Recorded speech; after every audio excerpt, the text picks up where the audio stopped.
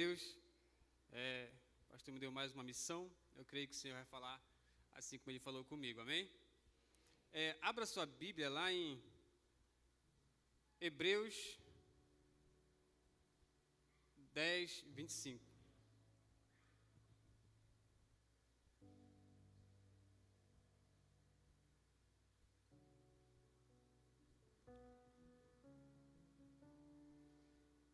Hebreus 10, 25, que diz assim: Não deixemos de congregar, como é costume de alguns. Você pode repetir comigo? Não deixemos de congregar. Vamos lá. Não deixemos de congregar, como é costume de alguns. Feche seus olhos, vamos orar. Pai, muito obrigado, Jesus, por essa sexta-feira abençoada, meu Deus, obrigado por esse momento. Pai, que o Senhor possa usar a minha vida, que o Senhor possa falar com a tua igreja, que não venha ser apenas palavras humanas, mas que o Senhor possa, Pai, falar com a tua noiva, Pai, nessa noite. Meu Deus, em nome de Jesus, o Senhor tem liberdade aqui nesse local para fazer o que o Senhor quiser, meu Deus, em nome de Jesus. Amém e amém.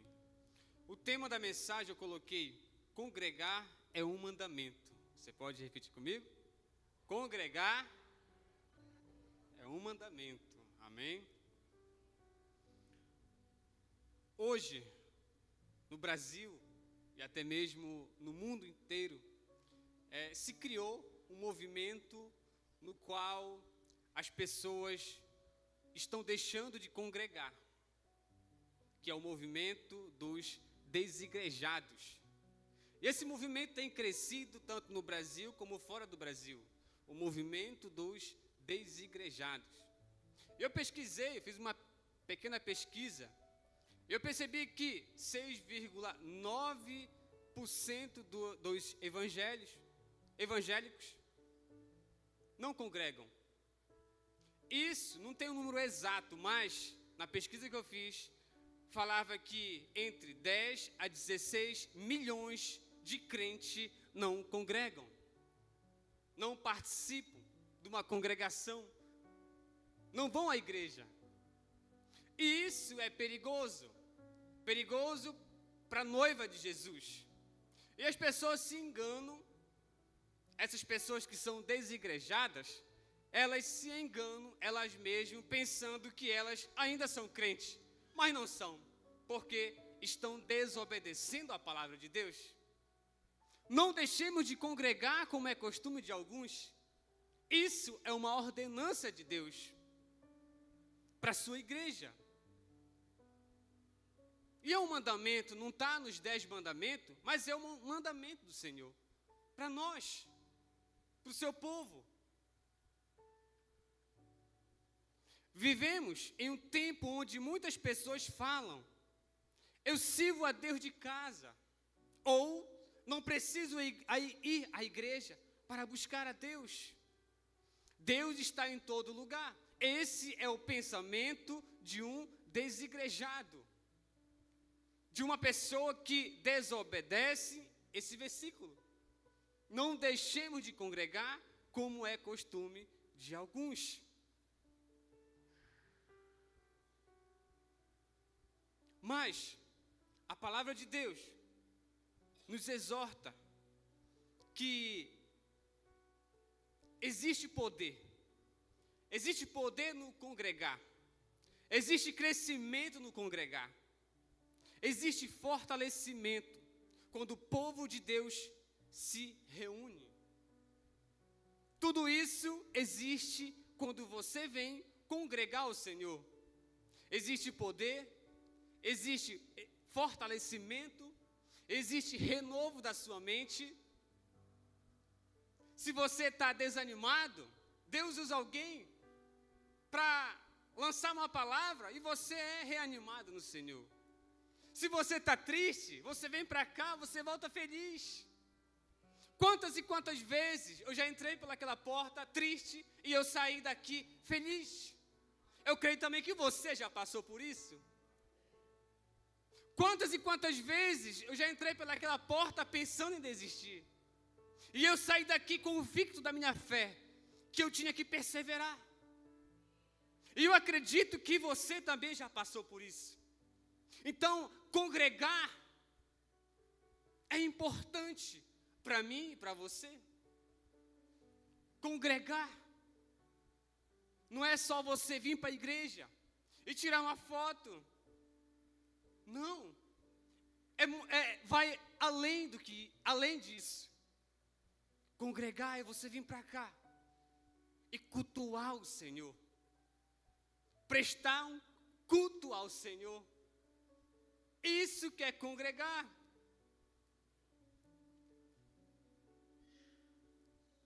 Congregar não é uma invenção humana, não é. Quando Paulo fala esse versículo, ele está inspirado pelo Espírito Santo. Ele está cheio do Espírito Santo. E Deus usa Paulo para lançar essa palavra para a sua igreja. Não deixemos de congregar como é costume de alguns, porque o Senhor sabia que futuramente, ou daqui com pouco tempo, vamos dizer assim, algumas pessoas iam criar esse movimento dos desigrejados. Então Paulo, o Espírito Santo usou a vida dele para lançar esse versículo para a igreja. Não deixemos de congregar como é costume de alguns. Congregar é um princípio espiritual. Congregar é uma ordenança do Senhor para a sua igreja, aqui na terra. Congregar é uma necessidade da alma. Todo ser humano precisa congregar. Todo crente precisa congregar.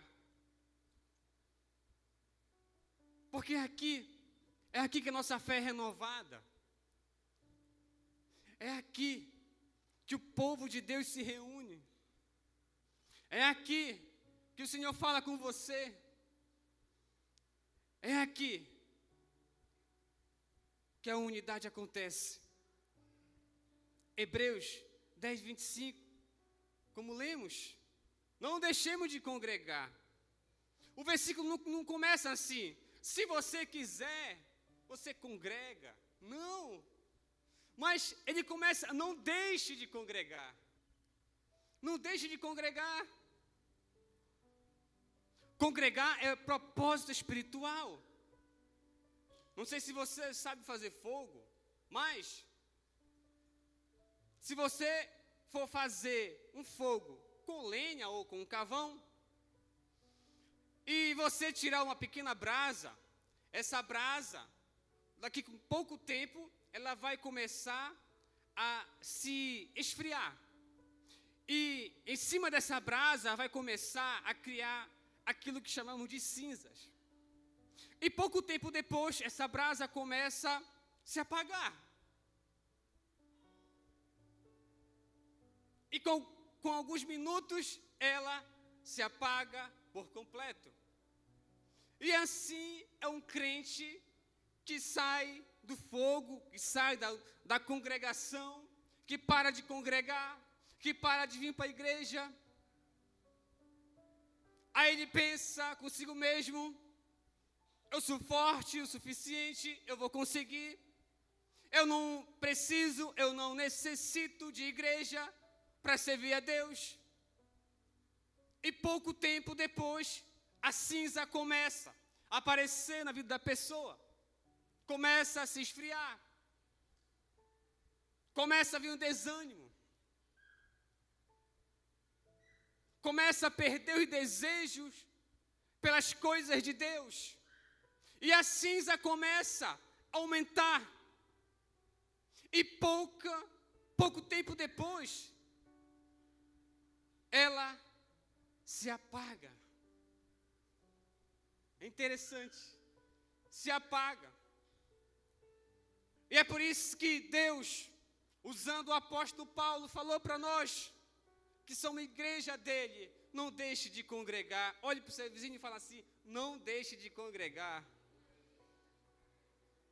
O inimigo sabe que, sozinho, o cristão fica mais vulnerável.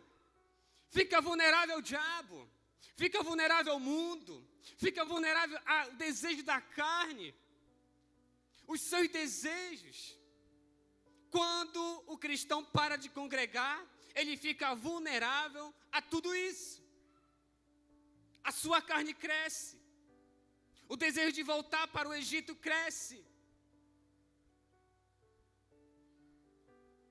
A importância de nós congregarmos, isso é muito sério. Porque o diabo sabe que aqui na igreja nós somos fortalecidos, nós somos ensinados. É aqui na igreja que você recebe uma palavra de ânimo.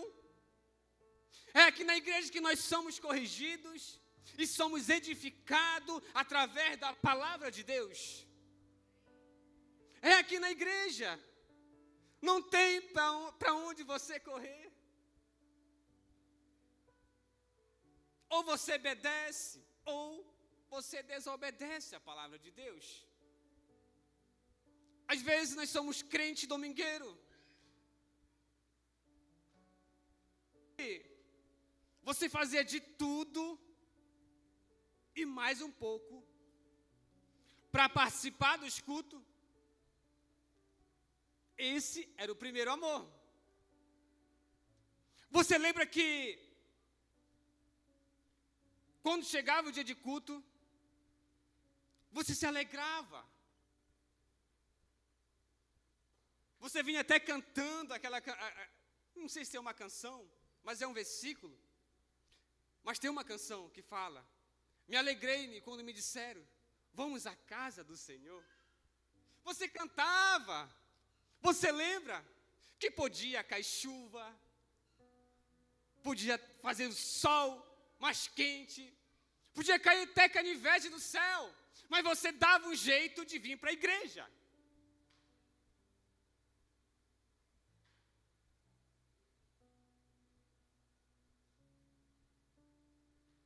Nesse tempo, mesmo com seu sapatinho branco, mesmo que estivesse chovendo, muita enxurrada, mas você dava um jeito de vir para a igreja. O que mudou? Nesse tempo, se tivesse culto todos os dias, segunda, terça, quarta, quinta, sexta, você estava aqui na igreja. Hoje, nós participamos apenas no domingo. E isso porque nós nos esforçamos para vir. O que mudou? O que foi que mudou? Se o nosso Deus continua o mesmo. Será se foi o amor por Ele que esfriou?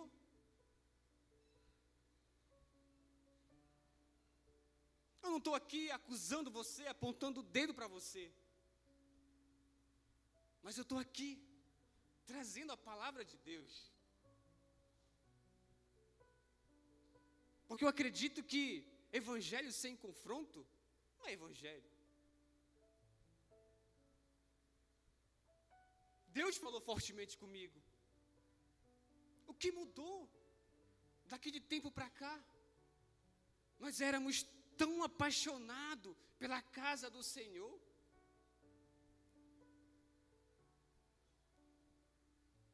Nós precisamos pedir para o Senhor: Senhor, volte a queimar meu coração. Volte a queimar meu coração de amor por Ti, de amor pela Tua igreja, de amor pela Tua obra, de amor pela Tua palavra, pela oração. Nós precisamos orar. Porque nós somos carne. Nós somos carne. E é importante que nós venhamos a cada dia, sabe, buscar força em Deus. Buscar ajuda entre os irmãos. Pedir oração. Mas nós não podemos deixar de congregar, deixar de vir para a casa do Senhor. Nós devemos orar ao Senhor: Deus, traga a alegria da salvação novamente. Traga a alegria de congregar novamente.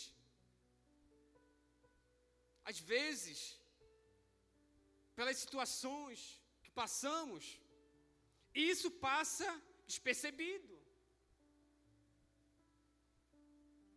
Mas nós não podemos parar de congregar. E o diabo, ele trabalha, ele faz de tudo, ele planeja para que o povo de Deus pare de congregar. Às vezes ele planeja situações, ele planeja certos movimentos para querer esfriar nossa fé, para querer com que nós venhamos abandonar ao Senhor. Mas em Romanos 8:35 diz assim: quem nos separará do amor de Cristo? A tribulação, ou a angústia, ou a perseguição, ou a fome, ou a nudez, ou o perigo, ou a espada. Quem nos separará do amor de Cristo? Paulo, o que Paulo está falando? Mesmo passando por lutas, não devemos abandonar nossa fé. A tribulação não pode nos afastar de Deus. A decepção não pode nos afastar da igreja. As dificuldades não podem nos fazer parar. Porque nada pode nos separar do amor de Cristo Jesus. O verdadeiro cristão permanece firme mesmo em meio às guerras. Qual tem sido a sua guerra? Será se sua guerra tem sido na sua família, no seu trabalho, na sua mente? Qual tem sido a sua guerra? Romanos 5, versículo 3 e 5 diz assim: a tribulação produz a perseverança, e a perseverança produz experiência, e a experiência produz esperança. Sempre eu falo uma coisa nesse versículo, que nesse versículo existe 4 fases, que todo crente, ele já passou ou ele vai passar. Não tem para onde você correr dessas 4 fases, que é a tribulação, que é a perseverança, que é a experiência e que é a esperança. Talvez, eu não sei, mas você sabe. Será se você está na fase da tribulação, ou está na fase da perseverança, ou você está na fase da esperança, ou se você está na última fase, que é a esperança. Qual fase você está? Mas todo crente passa por essas fases, querendo você ou não. Você vai passar ou você já passou? São fases. Às vezes, uma fase demora muito tempo. Às vezes, uma fase demora anos. Às vezes, demora semana, meses. Mas, será se a tribulação vai nos separar do amor de Cristo? Será se isso que você está passando vai te separar do amor de Cristo? Será se essa doença vai te separar do amor de Cristo?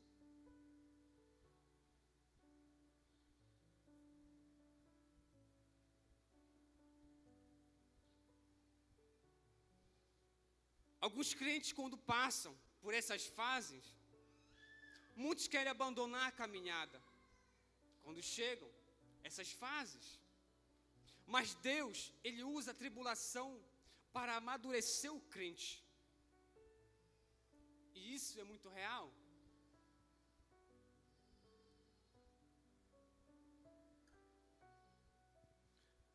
Alguns meses atrás, eu e minha esposa passamos por uma situação muito delicada, no qual passamos pela tribulação. Passamos pela tribulação. E ficamos muito tristes. Ficamos noite e noites sem dormir. Mas a gente continuava orando. Continuava clamando a Deus por essa situação. E tentamos resolver só a gente. Tentamos resolver. Mas teve uma hora que fugiu do nosso controle. Foi que nós reunimos com o nosso discipulador e falamos para ele. Ele orou por nós, deu uma palavra para nós e falou que isso era uma fase. Era uma fase que Deus estava testando a gente. E não é uma fase boa. Não é uma fase boa. E eu lembro que ela se levantou, ela começou a orar de madrugada, ela começou a orar 3 horas da manhã, e eu percebi que ela foi reanimada no Senhor, e Deus falou com ela, e ela falou assim para mim, ou a gente fica no canto, lambendo as nossas feridas, ou a gente se levanta e continua. E ela disse assim para mim, o diabo, pensando que ele iria tocar nas nossas finanças, que a gente iria desistir da igreja, desistir do nosso chamado, desistir da nossa comunhão, mais uma vez o diabo perdeu. Mais uma vez ele perdeu. Aleluia. E às vezes, Deus permite que nós venhamos passar por provação. Lembra de Jó? Jó era um cara íntegro, era um cara reto, era um cara justo. Mas Deus permitiu que o diabo tocasse na vida dele. Não só na vida dele, mas na sua família, no seu trabalho, nos seus bens. E será se nós somos melhor que Jó? Melhor que Paulo? Será se nós somos filhos queridinhos do Senhor? Nós somos filhos queridinhos, sim. Mas nós passamos por provação. Nós passamos por provações. Mas aí é que está o segredo. Ou você passa pela aprovação reclamando, murmurando, ou você se levanta e você busca força em Deus. E você fala assim, o diabo perdeu mais uma vez. O diabo perdeu mais uma vez. Eu não vou largar tudo por conta dessa prova. Mesmo que eu pegue 8 pontos, mas eu não vou largar aquilo que Deus tem para a minha vida por conta dessa prova. Porque aquilo que Deus tem para mim é maior e melhor. Porque a vontade de Deus, ela é boa, ela é perfeita e ela é agradável. Isso, a vontade de Deus. Amém? Você pode dar uma glória a Deus? Glória a Deus. A luta, meu irmão, não veio para destruir você. A luta veio para fortalecer você. Quem persevera, cresce. Quem permanece, amadurece. Quem congrega, vence. Amém? Quem persevera, cresce. Quem permanece, amadurece. E quem congrega, vence. É isso. É por isso que o diabo luta para você não vir para a igreja. É por isso que o diabo tenta de todas as formas para você não vir para a igreja. Às vezes você está arrumado ou arrumada, aí acontece alguma situação e você deixa de vir para a igreja por conta dessa situação. E ele sabe que aqui na igreja você vai receber uma palavra de direção para a sua vida. Uma palavra de conforto, uma palavra que Deus vai lá no seu coração e tirar esse medo, esse trauma ou essa dúvida que está no seu coração.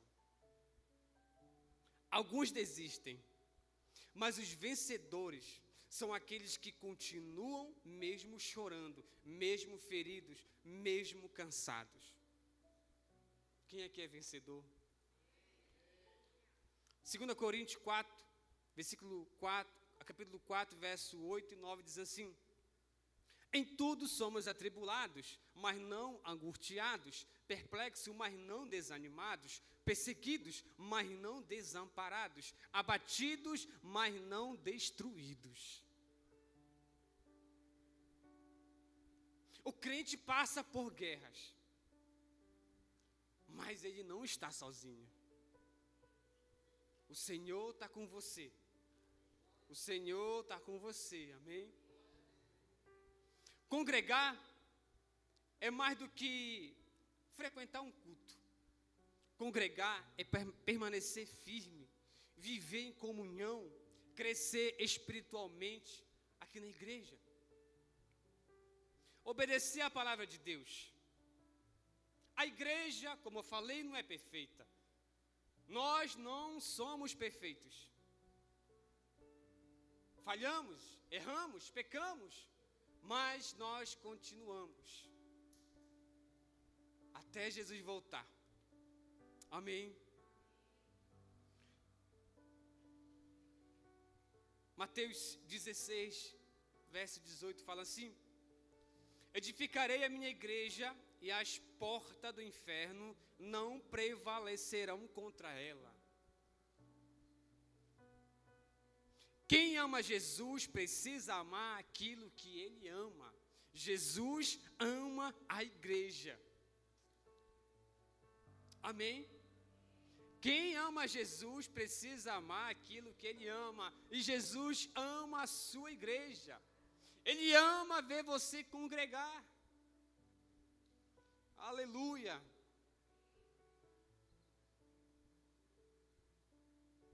Nós precisamos congregar. Conclusão. Você pode ficar de pé? Em nome de Jesus.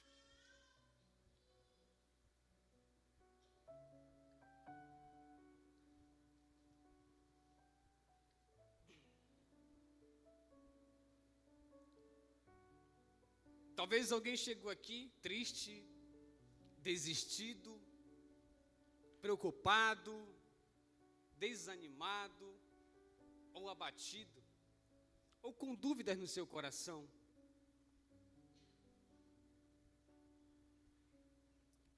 Mas o Senhor está aqui para responder a sua oração nessa noite. Talvez alguém que esteja aqui, esteja afastado, esteja ferido espiritualmente, mas hoje Deus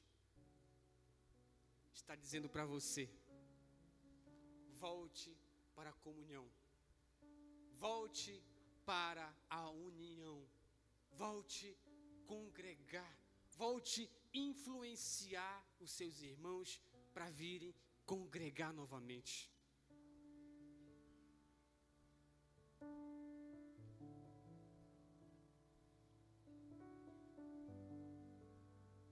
Senhor não quer que nenhum de nós venhamos caminhar sozinho.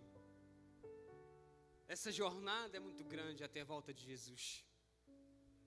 Nós precisamos um do outro. Nós precisamos dar as mãos e se apoiar, para que nós possamos chegar no nosso alvo, que é Jesus. O nosso alvo é Cristo. Temos vários alvos, vários alvos aqui nessa terra. Mas o nosso alvo espiritual é Jesus Cristo. É Jesus. E um dia, tudo isso que você está passando, essas lutas, doença, dificuldade financeira, tudo isso vai ficar para trás. Porque lá na nossa cidade, na eternidade, não existe fome, não existe doença, não existe tristeza, é só alegria. E os anjos, 24 horas cantando, Santo, Santo, Santo, Santo é o Senhor. E nós vamos 24 horas adorar o Senhor presencialmente. 24 horas. Eu creio que nós vamos se ver na eternidade. Em nome de Jesus. Você pode fechar seus olhos?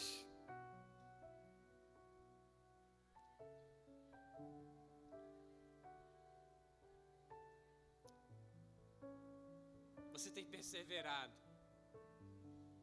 Você tem perseverado. Deus conhece seu coração. Às vezes você está só o caco, mas você busca força em Deus para você vir para a igreja, para você servir ao Senhor,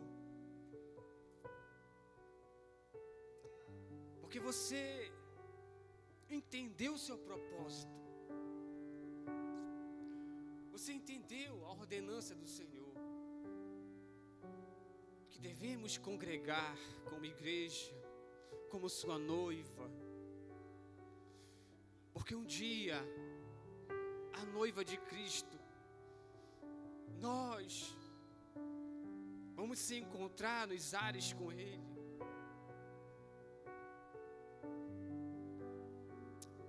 Aleluia.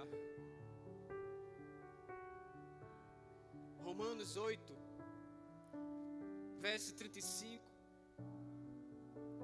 diz assim: quem nos separará do amor de Cristo? A tribulação, ou a angústia, a perseguição, ou a fome, ou a nudez, ou o perigo, ou a espada. Como está escrito: por amor de ti somos entregues à morte todo dia. Fomos considerados como ovelhas para o matadouro. Ouça isso. Mas em todas estas coisas somos mais do que vencedores por meio daquele que nos amou. Porque eu estou certo de que nem a morte, nem a vida, nem anjos, nem principados, nem coisas presentes, nem futuras, nem potestades, nem a altura, nem a profundidade, nem qualquer outra criatura nos poderá nos separar do amor de Deus, que está em Cristo Jesus. Nada vai nos separar desse amor. Nada.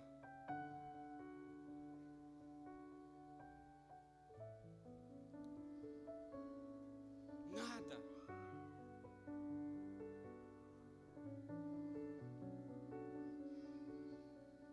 Deus tem um compromisso com você. Deus tem um compromisso com você.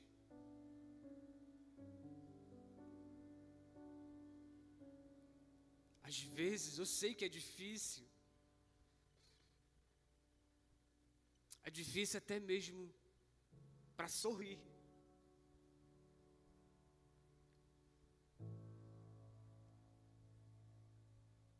Nunca se esqueça disso.